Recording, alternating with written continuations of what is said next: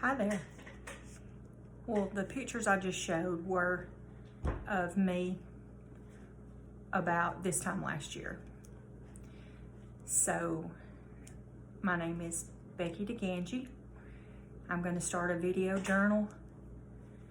Probably going to YouTube it if I have the guts. I don't know what else to say except this is my ALS journey. And I never thought I would say that would come out of my mouth. Not in a million.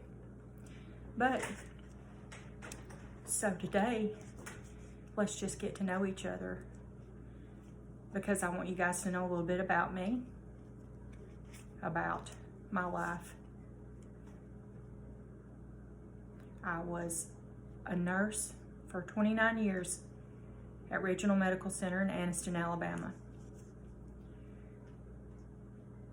I went to Jacksonville State University to get my nursing degree many, many years ago. I've been married for over 20 years.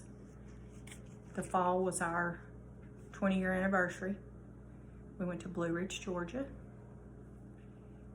I have 2 kids, Shelby and Dylan. They're the lights of my life. And of course, who I could not do without, my husband, John. Wow. What do you say there? Talking about stepping up to the plate. He really has. It's meant the world to me. Didn't think I would cry so soon. Okay, not crying. Okay, so worked as a labor and delivery nurse for lots and lots of years. Helped delivered lots and lots of babies. If I happen to have been on your birth experience, I'm honored. And I hope that child is beautiful and thriving, and maybe has a little piece of me with them every day. My career basically ended on February the 3rd because of my diagnosis. So, I am no longer a nurse. On to different journeys, different doors open. I'm going to find something to do. But these last few weeks have just been a time of processing, fact-finding, reading, studying, hoping, lots of prayer, lots of support from family, friends, co-workers, lots of support. It means a lot. I was going to point to my heart, but I don't lift my arms very good. So if I seem I'm just sitting here like a lump, that was my first symptom. But I want to talk a little bit about ALS, just briefly. Just some things. Of course, it's also called Lou Gehrig's disease. It's progressive neurodegenerative disease. It affects the nerve cells in the brain and the spinal cord. Basically, I think they stop communicating. There's fewer than 20 to 30,000 cases a year. So I'm not sure how I fell into that number, but that's okay. Your first symptoms can be bulbar ALS or limb onset ALS. I have the limb onset. The bulbar has to do more with the speech, choking, swallowing, that type of onset. Mine has been more of a limb onset ALS, where pretty much my first symptoms were not being able to lift my arms. The two types of ALS are sporadic and familial, which means it is inherited if you have the familial, and that's only 5 to 10% of diagnosis. The other sporadic is like 90 to 95%, and that's what I fall under.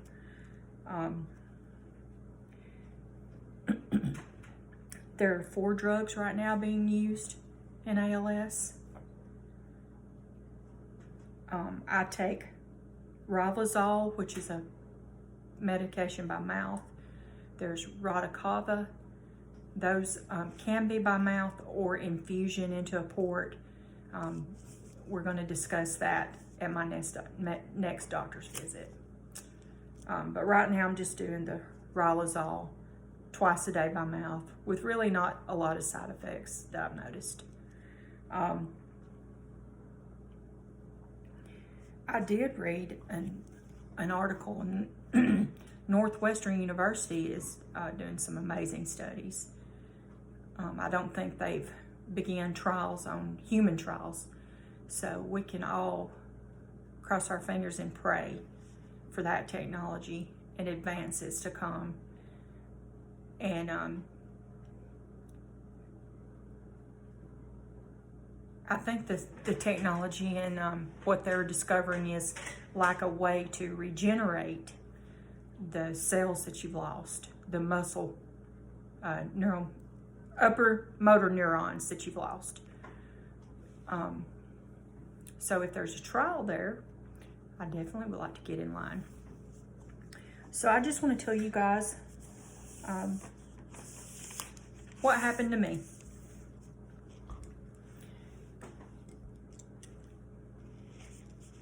Last year, 2020, the big year, the year of the virus, the year of the quarantine, the year of the COVID. So last spring, to paint a little picture of myself, I was running. I've been a runner on and off my whole life. I picked it up seriously again in 2012. It's been one of the biggest pleasures of my life. And I've met my best friends that way. I'll talk about them a little bit later. But last spring, at the beginning of the virus, I was running and I was doing pound at our local aquatic center. And I loved it. If you can do pound, go do pound. It's fun. So that was where I was at, living life, working. My kids were practically raised and doing well in their lives. So as I began to pound, I noticed that there were a lot of things I couldn't do, a lot of the moves I couldn't do. Also, as far as running, I began to not be able to get in and out of the sports bra. Sorry for the TMI. So those things began to be problematic and kind of raising a red flag with me. What was going on there? So this progressed on into the summer months. The last couple of years I've been treated for carpal tunnel in both hands, which I attributed, to the years of nursing that I had done. So some of what was happening, I think, got a little bit clouded by the carpal tunnels. Well, Lord knows I wanted that to be the issue, because that can be fixed. You can rehab back from that and go on with your life.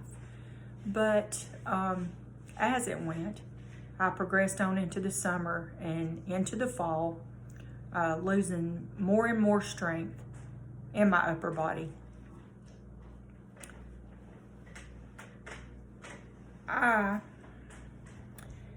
In August and September, we fixed both carpal tunnels, right and left. It's called a carpal tunnel release. August the 13th was my last day on my unit as a nurse. What I had planned, I would have these 2 surgeries, get fixed. I had almost 29 years in, and I would come back strong and work 20 more years doing what I loved. But the weakness in my arms was not getting better. So I began to try to investigate that.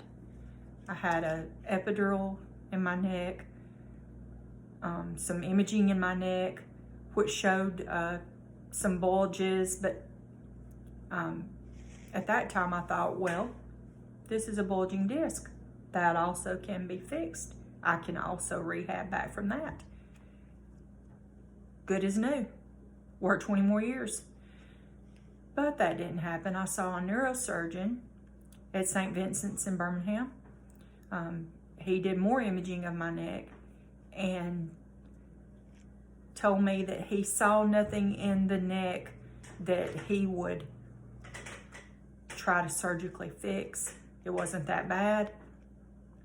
He couldn't explain why I was like I was. He mentioned that it was some kind of a neuropathy, that I needed to go on to the next person to be seen, which that was a doctor who did an EMG study on me there at the office. Those studies came back showing denervation of the cells. Wait a minute, got too far. The EMG study showed whatever pattern it looks like, showing muscle weakness. I went on from that point to a muscle biopsy in the left bicep. That showed the denervation of the cells. A neuromuscular specialist at St. Vincent's Trustful, super sweet,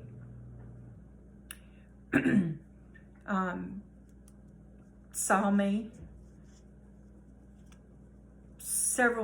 some months in a row, like every month, tracking my progress, which I was getting weaker and weaker. In December, a little something new popped up that we'll call head drop. If I'm tired, if I've been up all day, my head will drop. So the muscles in the back of my neck are weakening. So that has been problematic, really bad. So that went into December, into the new year, 2021. Back in the fall, the doctor, the neurologist at St. Vincent's Trustful, wanted me to get into the ALS clinic at UAB, University of Alabama, Birmingham. My first appointment I was given was June of 2021. Wow. Couldn't wait that long. So we begged, called, and begged some more. Finally got a video call that was going to happen in December. All this, the COVID, they said the COVID was why this was taking so long. But we got lucky. Out of the blue, I called one day and asked if there had been any cancellations. And they said I could be seen January the 21st. Would be my first day to be seen at the ALS clinic. The doctor sending me there said he didn't think this was what was wrong. I didn't meet this profile. He said he had patients with ALS, and when he looked at me, that didn't come to his mind. I think that was that he hoped. I appreciated that. We needed hope at that point. But he knew who to get me to. So on January the 21st, I was seen at the ALS clinic at University of Alabama, Birmingham. My sidekick, chauffeur, supporter, cheerleader, my mom, took me to the visit.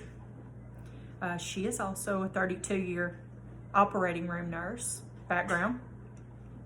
She's my buddy, my friend, my driver. But she went with me that day.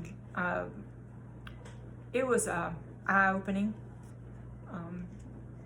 We went to the Kirkland Clinic at UAB. We met Dr. Jung, Jing. Super smart, so sweet.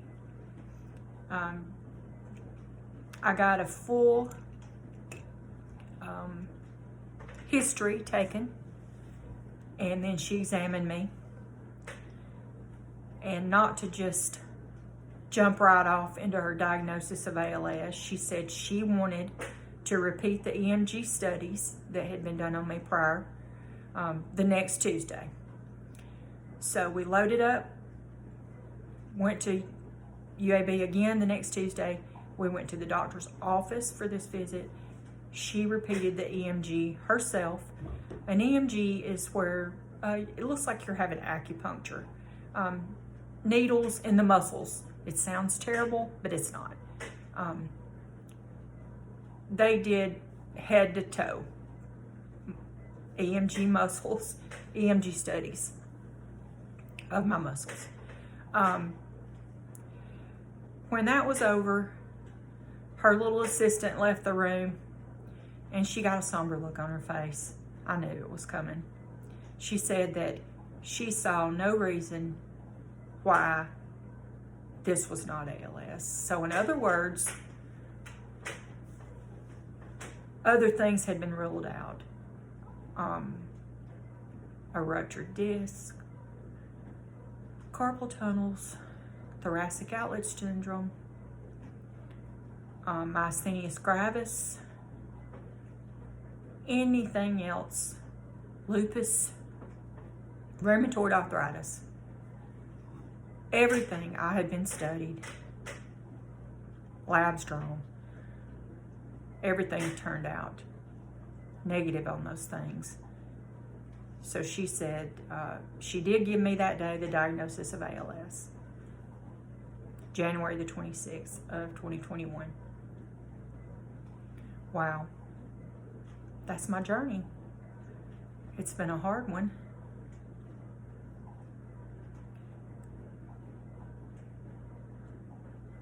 All I can do now is try to stand tall,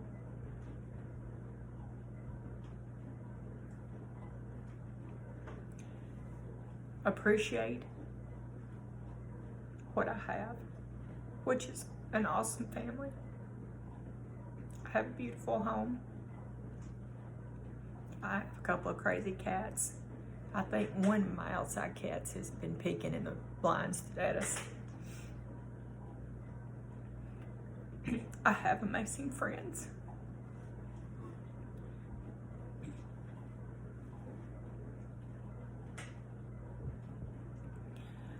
So, by journaling on this video, I hope to just share a little glimpse of my life with you.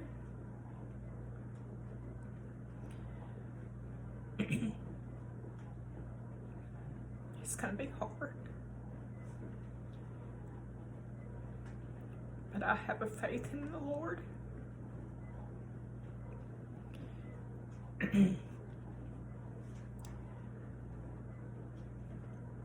My heart is right, and I am gonna fight as long as I can.